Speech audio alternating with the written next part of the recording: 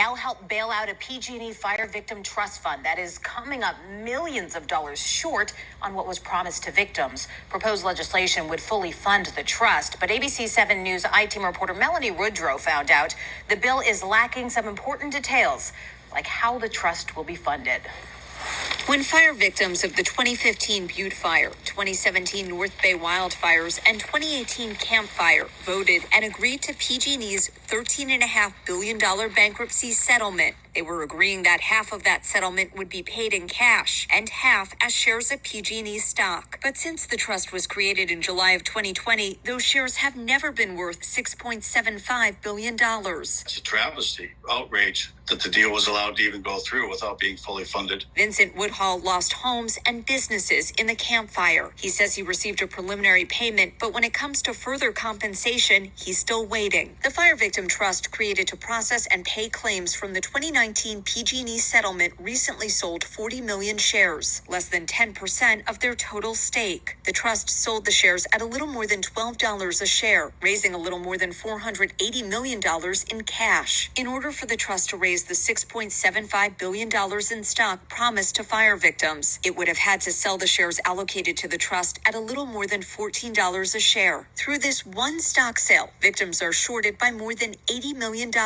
and PG&E's stock price hasn't been above $14 a share since March 6, 2020. The price they sold the shares at was higher than the price of the stock when the Fire Victim Trust was created, but still not what would be needed to fully fund the trust if they sold all the shares. The trust could make up the difference in future stock sales if the price goes above $14 a share. The share price is never going to go up with PG&E as far as I'm concerned. 3 weeks ago, the I-Team asked the trust why they decided to sell the stock now and how they'll make up the money in the long term. A public relations spokesperson hired by the trust did not give ABC 7 News a statement and said the trust was not willing to do an interview with me because of our prior coverage of the trust. In that prior coverage, I reported that the trustee, retired Justice John Trotter, makes $1,500 an hour, and the claims administrator Kathy Yanni makes $1,250 an hour. Both of their salaries are paid for by the trust from the same pool of money that pays fire victims. The only people not being paid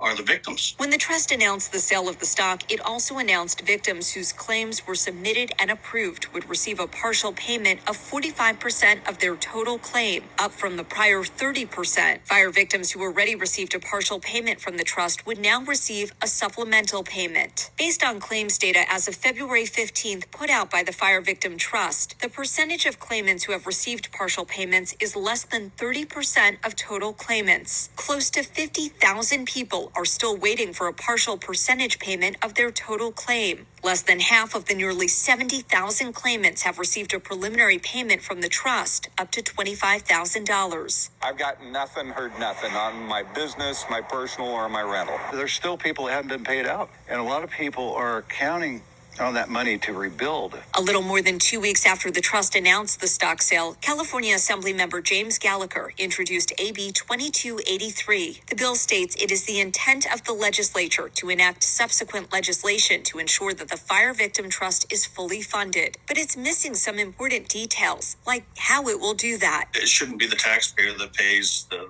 foots the bill. It should be PG&E. They were the liable partner. The I-Team wanted to ask the Assemblyman how the legislation will fully fund the trust and whether taxpayers will foot the bill. His press secretary said because of ongoing discussions about the bill, the Assemblyman would not be doing interviews until they have a concrete proposal to introduce. But he did send a statement that says in part, quote, "I have been one of PG&E's most vocal critics. This is the opening of a conversation, but there is one thing I will state unequivocally. Taxpayers will not be on the hook for these costs."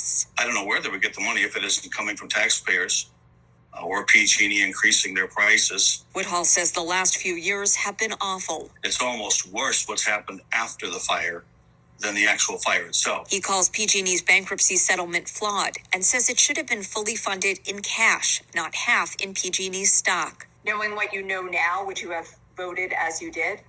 No. For the I-Team, Melanie Woodhall, ABC 7 News.